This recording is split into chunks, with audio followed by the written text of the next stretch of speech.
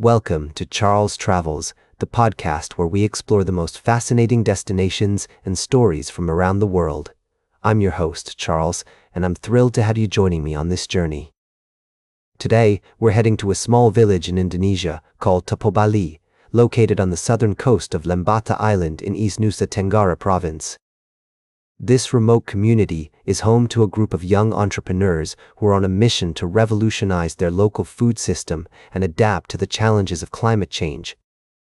As we delve into the story of Tapobali, you'll discover how the villagers have traditionally relied on white rice as their staple crop. But with the changing weather patterns and increasing droughts, they've had to find alternative solutions. That's where sorghum comes in, a resilient and nutritious crop that can thrive in dry conditions.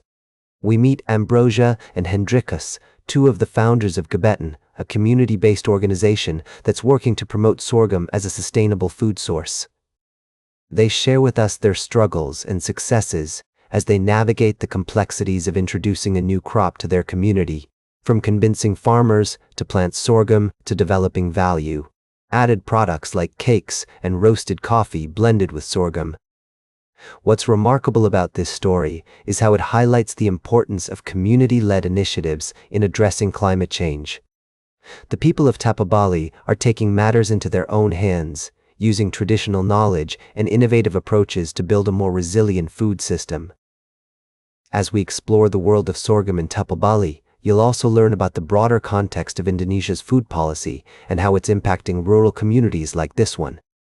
You'll hear from experts who are working to promote diversification of food commodities and support locally appropriate crops like cassava and sorghum.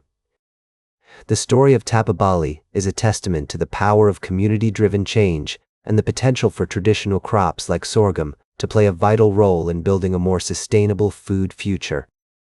So, let's dive into this inspiring tale of innovation and resilience and discover how one small village in Indonesia is making a big impact. We'll be right back with more fascinating travel adventures on Charles Travels. Welcome back to Charles Travels. I'm your host, Charles. We're taking a break from our journey to Tapobali, Indonesia, and shifting our focus to a different kind of story, one that highlights the complexities of politics and power in America. As we travel through the landscapes of our country, we often encounter stories that reveal the intricate web of relationships between individuals, organizations, and institutions. Today, we're looking at a story that has been making headlines in recent days, involving the White House and left-leaning organizations. According to reports from Politico, Vice President Vance has suggested targeting certain nonprofit groups, including the Ford Foundation and the Open Society Foundations, which is run by George Soros. These comments are part of a broader narrative of retribution and political posturing, with the administration vowing to go after perceived enemies in the wake of a tragic event. As we delve into this story, I want to take a step back and consider the implications of such rhetoric on our democracy. The Ford Foundation and the Open Society Foundations are renowned for their work in promoting social justice, education, and human rights. They are just two examples of the many organizations that are dedicated to creating positive change in our society. But what happens when these organizations become targets of political reprisal? How does this affect the delicate balance of power in our country, and what message does it send to the American people? As we explore this story, I'm reminded of the importance of respecting the diversity of opinions and perspectives that make our democracy strong. As a traveler, I've had the privilege of meeting people from all walks of life, each with their own unique experiences and viewpoints. And I've come to realize that it's precisely this diversity that makes America so resilient and vibrant. So, when we see stories like this one unfolding, it's essential to take a step back and reflect on the values that underpin our democracy. In the midst of political turmoil, it's easy to lose sight of what truly matters. But as we continue on our journey, I want to encourage you to stay curious, to seek out different perspectives, and to remember that the stories we tell about ourselves and our country have the power to shape our collective future. Stay tuned for our final story of the day, right here on Charles Travels. Welcome back to Charles Travels.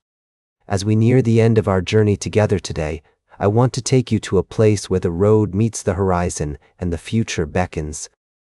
You know, as travelers, we often find ourselves at crossroads, pondering the paths that have led us to where we are and wondering about the roads yet to be taken.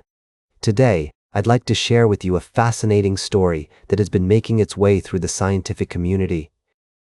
Researchers at the University of Maine have been exploring an intriguing idea that culture, not genetics, may be driving the next major shift in human evolution. Imagine that, my friends. The stories we tell, the traditions we keep, and the innovations we create could be shaping who we become as a species. As I sit here, reflecting on this concept, I'm reminded of all the remarkable people I've met along the way.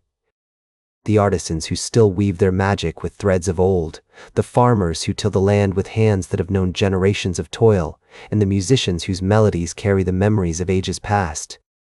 Each one of them is a testament to the power of culture, a living, breathing entity that evolves with every passing day. This notion challenges us to think about our place in the world differently. It suggests that the future of humanity may not be solely determined by our genetic makeup, but by the choices we make, the values we hold dear, and the stories we pass down to our children. As someone who has spent a lifetime traveling through America's heartland, I can tell you that this idea resonates deeply. I think about the small towns where community gatherings are as much a part of life as the air people breathe.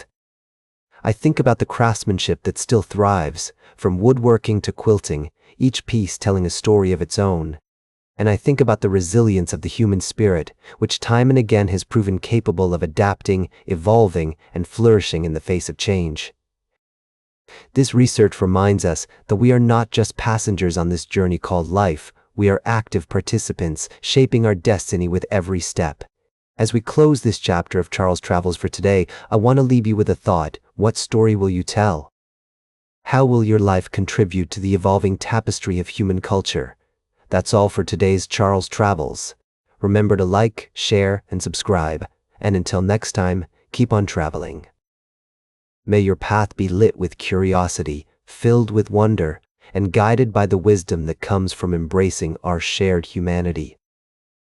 That's all for today's Charles' Travels. Remember to like, share, and subscribe, and until next time, keep on traveling.